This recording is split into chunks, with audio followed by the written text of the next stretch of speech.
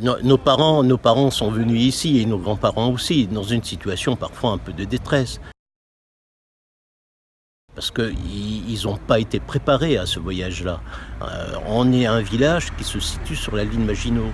Et les autorités militaires avaient décidé à ce moment-là de les vider complètement. Bon, et ils se sont intégrés, accueillis, intégrés dans une vie qui était nouvelle, dans un paysage qui était nouveau, dans une structure où ils n'avaient plus rien. Il faut bien savoir qu'ils sont partis avec 30 kilos de bagages et ils ont laissé derrière eux leur maison, leurs bêtes. C'était des agriculteurs, les bêtes sont restées comme ça et quand ils ont dû refaire toute leur vie ici. Mon papa et mon parrain qui en ont un souvenir un peu magique. Alors c'est peut-être un peu humoristique. Pour eux, la semaine des 4 jeudis a existé ici. Imaginez-vous que l'instituteur est arrivé, il avait 50 élèves dans une toute petite salle. Lorsqu'ils en manquaient quelques-uns, c'était pas très grave. Donc le matin, il disait à la maman qu'il partait à l'école, le papa n'était pas là. Et en fait, ils allaient à l'étang de Lomézé pour aller faire la pêche. Ils allaient à la pêche. Et de temps en temps, ils étaient un peu recadrés et ils venaient à l'école. Alors c'est une génération qui était aussi un peu perturbée au niveau de la langue. Parce qu'ils étaient à l'école française, ils parlaient un patois. Ils arrivent ici, c'est du français, et quand ils sont retournés en 40, c'était l'allemand. Okay. C'était l'allemand.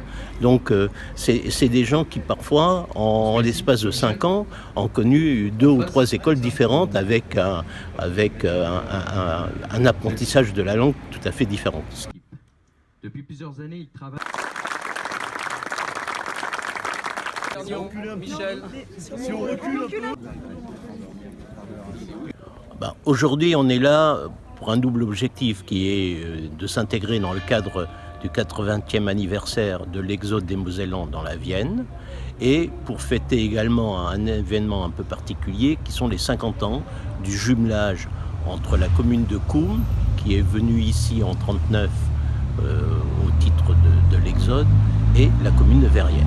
Je pense qu'on a un devoir de mémoire, comme on dit, et vis-à-vis de ce qui s'est passé, l'accueil que les Verriérois ont réservé aux Koumois, qui un matin de septembre, sur ordre des hautes autorités militaires, ont dû évacuer la commune et partir un tout petit peu à l'aventure. Et pour beaucoup de gens, c'était la première fois qu'ils quittaient leur village. Et ici, ils ont été accueillis et ils ont vécu ici plusieurs mois, jusqu'au mois d'août, septembre 40, où à ce moment-là, ils ont pu revenir dans leur village d'origine qui se trouvait en Moselle. Il faut réussir à intéresser les jeunes générations, les plus jeunes, à ce qui s'est passé, parce qu'on a un devoir un peu de mémoire et on a aussi un respect vis-à-vis sur le plan historique de ce qui s'est passé et de reconnaissance vis-à-vis des populations de Verrières.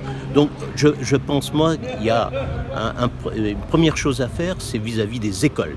Il faut en parler dans les écoles, que ce soit aux écoles de Verrières et aux écoles de Koum. Et deuxièmement, ça peut se faire également hors du cadre un tout petit peu officiel, ça peut se faire à travers des associations. Verrières a déjà une association qui s'appelle les Amis de Koum, et à Koum, on est en train d'envisager de mettre en place également l'association des Amis de Verrières.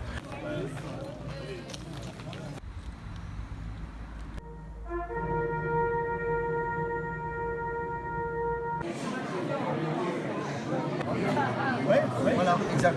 Ben, les deux Joël, ils sont déjà décédés. Ils étaient ensemble, Joël Schwartz, c'est la première.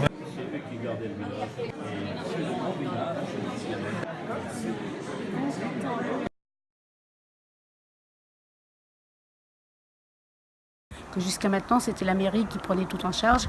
Et aujourd'hui, en créant cette association, on va pouvoir faire des échanges avec les écoles, avec les associations, avec les sports, pour essayer de ramener des jeunes dans nos communes respectives.